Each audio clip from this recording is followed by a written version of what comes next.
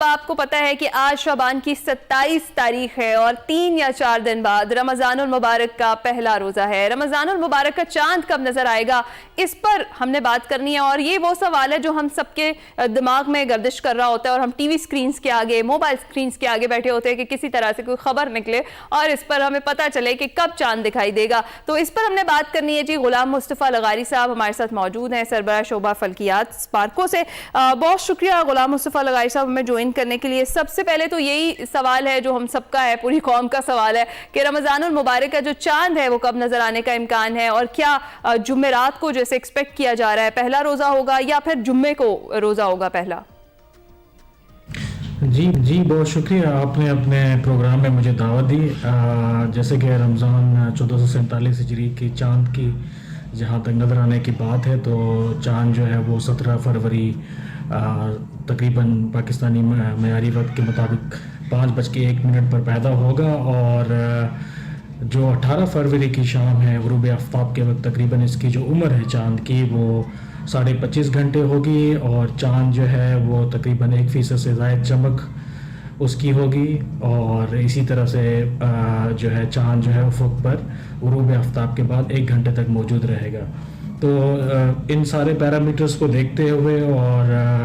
ہم یہ کہہ سکتے ہیں کہ چاند نظر آنے کے بہت روشن امکانات ہیں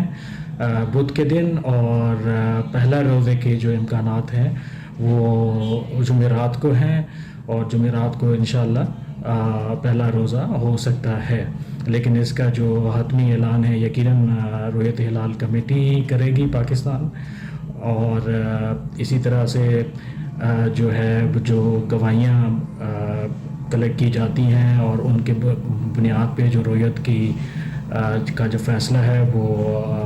پاکستان رؤیت ہلال کمیٹی کے پاس ہے۔ اچھا یہ بھی بتائیں کہ چاند کا ایک کیلنڈر بنایا گیا تھا، اس میں کیا کوئی تبدیلی آئی ہے یا وہی ہے جو بنایا گیا تھا اور اس کے مطابق ہی چاند نظر آ رہا ہے؟ اور جہاں تک آپ کے دوسرے سوال کا تعلق ہے، تو یہ جو قمری کیلنڈر ہے یہ بالکل بنائے جاتے ہیں، اور قمری کیلنڈر جو ہے وہ آپ کو یہ بتاتے ہیں کہ آج سے 1 سال بعد یا 2 سال یا 5 سال 10 سال بعد جو ہے چاند کی کس مہینے میں اور کس تاریخ کو چاند کی جو ہے وہ اس کی جو نیچر ہے وہ کیا ہوگی۔ مطلب یہ ہے کہ اگر چاند نظر آنے کے امکانات ہیں 1 سال بعد کسی دن پر یا 2 سال بعد کسی دن پر، تو ہم یہ کہہ سکتے ہیں کہ چاند نظر آئے گا۔ جو ابھی تک کا جو کیلنڈر ہے وہ 97% تقریباً ایکوریٹ ہے۔ جو پریڈکشنز ہوتی ہیں قمری کیلنڈر میں وہ چاند کے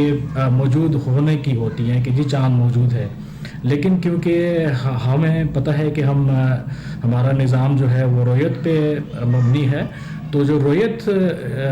ہے چاند کی وہ ہونا لازم ہے۔ تو رؤیت کا تعلق اس دن کے موسم پہ بھی ہے۔ اگر موسم جو ہے فرض کر لیں کہ خراب ہے تو چاند اگر موجود بھی ہو افق پر تو چاند نظر نہیں آ سکتا۔ تو موسم ایک ایسا مظہر ہے جسے اس قمری کیلنڈر میں جو ہے وہ ہم انکارپوریٹ نہیں کر سکتے، کیونکہ موسم کو پریڈکٹ کرنا کہ 1 سال بعد فلاں دن یا فلاں مہینے میں موسم کیسا ہوگا، یا 5 سال بعد اس دن موسم کیسا ہوگا، تو یہ تقریباً ناممکنات میں یہ چیز شامل ہے،